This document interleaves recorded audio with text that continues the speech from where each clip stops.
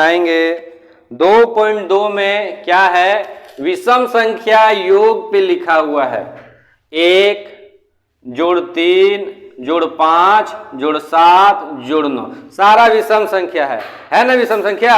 yes, sir। तो विषम संख्या का योग हम लोग किस प्रकार निकालेंगे, तो इसका एक फॉर्मूला है, हल लिख लेंगे। विषम संख्याओं का योग होता है n स्क्वायर। अब बोलेगा n क्या है सर, नंबर ऑफ टर्म, कितना नंबर है। तो देखो 1 2 3 4 5, यानी कितना n के जगह में है 5, तो 5 का स्क्वायर कितना हो जाएगा 5 गुना 5 25। अब तुम बोलेगा इसको सर 25 आंसर आ गया है, जोड़ के भी ला सकते हैं। तो यहाँ प्रश्न में लिखा हुआ है बिना योगफल ज्ञात किए, जोड़ना नहीं है। जोड़ने से भी देखो क्या आता है, 1 और 3 4, 4 5 9, 9 और 7 कितना हो जाएगा 16, 16 और 9 25, 25 तो आ जाएगा। लेकिन क्या सवाल में बोला है, बिना योगफल किए, माने जोड़ना नहीं है। तो इस फॉर्मूला से हम लोग निकालेंगे विषम संख्याओं का योग बराबर n स्क्वायर। n कितना है 1 2 3 4 5, तो n के जगह में 5 लिख दिए और 5 का स्क्वायर यानी 5 गुना 5 25। क्लियर है? yes, sir। ठीक है। अब दूसरा नंबर सवाल तुम्ही लोगों को बनाना है।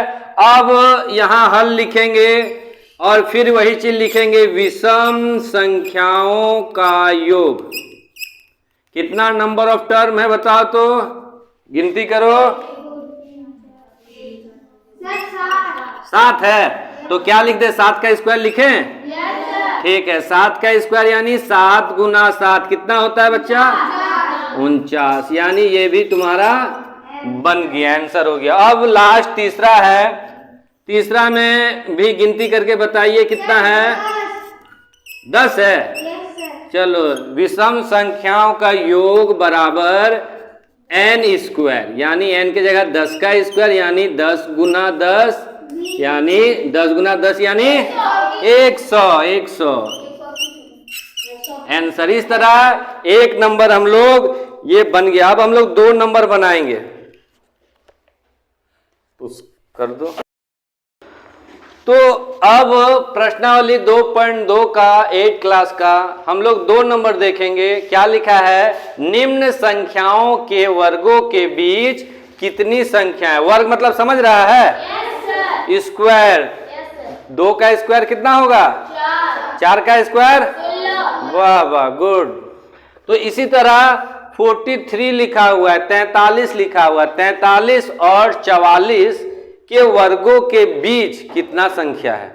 तो हम लोग को तो पता नहीं है, कोई 2 का पूछेगा, 2 का वर्ग और 3 का वर्ग। ध्यान दो यहाँ पर थोड़ा समझने के लिए, कोई पूछे 2 का वर्ग और 3 का वर्ग के बीच कितनी संख्या है, तो हम लोग जानते हैं 2 का वर्ग 4 और 3 का वर्ग 9, तो कितना हो जाएगा 5 संख्या है, होगा कि नहीं। लेकिन यहाँ 43 दे दिया है और 44 दे दिया है, इसको निकालना मुश्किल है। इसीलिए हम लोग एक फॉर्मूला यूज करते हैं।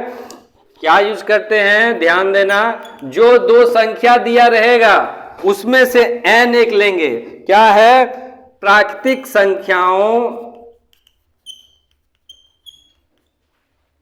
के बीच में संख्याएं। तो क्या करेंगे, जो पहले संख्या हो ना 2n, क्या कर देंगे 2n सिर्फ दे देंगे, और n क्या होगा, जो प्रश्न दिया है उसमें से पहला जो संख्या है वही n होगा। तो क्या करेंगे, 2 इंटू n के जगह में क्या लिख देंगे 43, क्या लिख देंगे 43, 43। तो 2 गुना 43 कितना होगा 86, क्या होगा 86, यानी 43 का वर्ग और 44 के वर्ग के बीच में कितना संख्या है 86 संख्या है। तो इसी प्रकार ये 2 नंबर भी बताना है, प्राकृतिक संख्याओं के बीच